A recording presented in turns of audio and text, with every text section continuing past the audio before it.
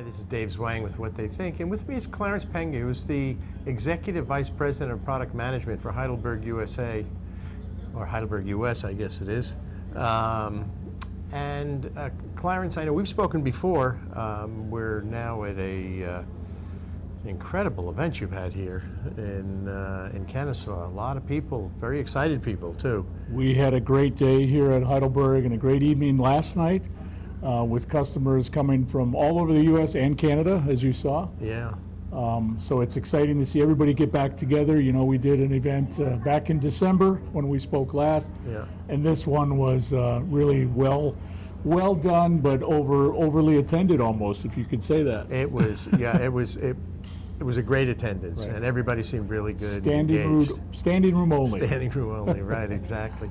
So one of the things I wanted to talk to you about, though, because you know when I was here last time, there was discussion about a training for your internal staff. In other words, you were looking to bolster your staff because a lot of the older guys are aging out. You needed to be able to backfill them, and we needed to train them. So you set up a training program.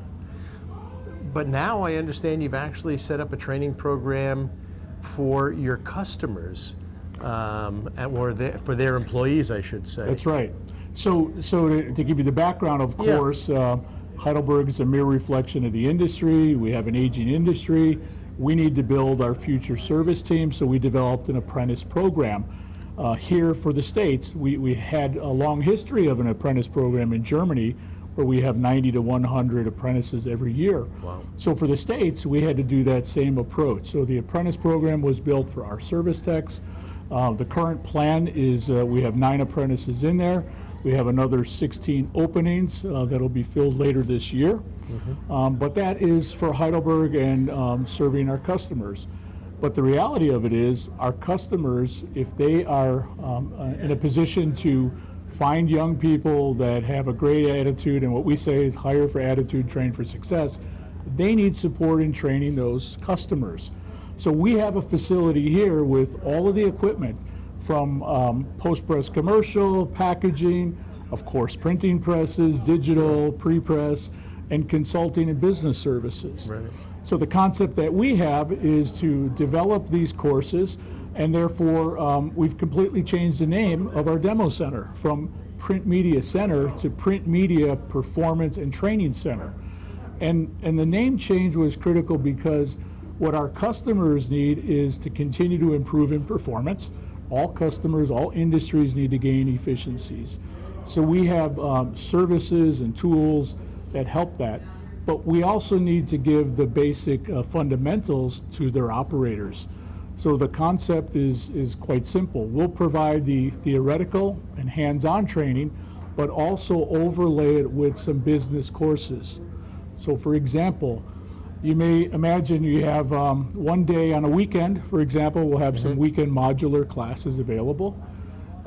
We might have 10 people in a basic Print 101. We might have 8 people in a basic folder operation, and maybe we have another 8 in die cutting 101. But on a weekend, we can have those 3 classes running, say a Friday, Saturday, Sunday, and we could spend the first hour and a half talking about the business of performance and what that means to the people that are investing, the owners of those businesses, and transfer that down to a very simple level. How much does it cost? What is a payment? What is a budgeted hourly rate, and the impact on efficiency from a business perspective and an output perspective? Yeah, I mean, you know, when you think about it, and there's obviously a tremendous problem with hiring people to kind of backfill the white hairs who are aging out. That's right. And it's only going to get worse because from all indications are, with the recession in 2008. The amount of the population didn't grow. Basically, there were no babies, or very few babies born then. And in 2026 is kind of the time when it's supposed to hit, and all of a sudden, as bad as the problem is now, it's only going to get worse. So how do you engage these people? And first of all, and a lot of that is going to be up to, I assume, the individual print service providers and converters, et cetera. But then once you've engaged them, how do you while you're still in production, teach them. Right. And that's a tough one. And it's nice to see. It used to be, oh, you go to RIT or whatever, they had classes, but those things don't happen anymore. Yeah, the capital investment is very difficult for the universities to keep up with, and the technology keeps changing. So everyone is struggling to be relevant and to be able to build the skill set needed that's transferable right away into their first job. Yeah. Our concept in talking with many of our customers were, look, I really want to send the people that I have for additional training. I can't afford to have them leave the shop. And it's one of the reasons that our classes will be a modular approach, and some will be offered over the weekends, Right. the Friday, Saturday, Sunday. But it's also continuing, and one of the challenges that we see our customers have is, let's say the entry-level positions, they might find somebody, train them, invest in them, and 6 months later they've moved on, and then they have to start that process over. Our concept here for Heidelberg USA is to offer kind of let's call it a freemium program, where some of these are going to be no charge to our customers on the basic entry level. Of course, as you get into more advanced classes or service maintenance training classes, there could be some fees there. Right. But at that time, you have employees that are more invested, and you can see if you really want to keep going with them. Exactly, whether or not you want to invest in them, Right. which is very important. Because ultimately, the employee has to invest in the company in terms of their labor and their desire and their efforts, and again, you would think that an employer would want to invest in an employee like that. The real key to this program success going forward is if customers participate. They have to be willing to send their employees. We would do the training. And from there, we're also open-minded. We have a set number of classes scheduled now.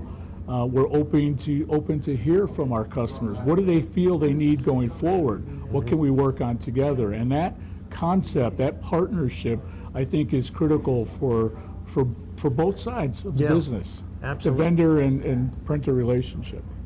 Absolutely. When you thought about this program, was this something that were your clients coming to you and saying, "Hey, please, we need help," or is this something that you guys envisioned and went out and reached out to your client base? So what we did was, obviously, we're always seeking feedback and listening to our customers, but we also see the problems with having to dispatch people for training and then 4 months later having to train again. And Right. that's a challenge for both sides. Oh yeah, Because everyone is strapped for resources. We have an abundance compared to many, but you would say it's never enough. And our approach is there needs to be continuous training that happens in the industry to really get back to the knowledge base. Of course, the technology we're developing, artificial intelligence, trying to drive output regardless of skill set plays into that. But investing in your employees probably are your most valuable asset. And we see that, we hear that, and as the leader in the industry, we want to move forward and offer those. It's also different, just to add, in Germany, they don't have the same problem, maybe similar, but they have well-established apprentice programs. right. We don't have that anymore. We used to. So for all levels of print, they're very established, very educated, and it's a system that works well. Yeah. Those programs disappeared years ago in the States, and we're trying to fill that gap. No, I think it's a wonderful thing. So when is this program slated to start? So we've launched the landing page today. We have our first classes running the weekend of August 13th and 14th. Okay. And then we have classes August, November. Right now we'll do it quarterly. We want to see people really participate. Right. And then we'll change the schedule. We'll offer more classes of a different variety, and really get this going. You saw the facility, the investment we made. Oh yeah. And it was well received by everyone today on the tours, and the interaction was very positive. That's great, and it's all going to be here in Kennesaw. All going to be here in Kennesaw. Great. But addition to that, of course, we have many simulator programs we can send out. There's many ways to transfer knowledge to customers today. Yeah, absolutely. Clarence, as always, great seeing you, man. Well, thank you, David. Thank you for joining us today, and appreciate everything you're doing as well for the industry. Well, thank you, and good luck with this program. education is near and dear to my heart, so I'm glad you guys are on it. Yeah, thank you. Thank you. Appreciate it.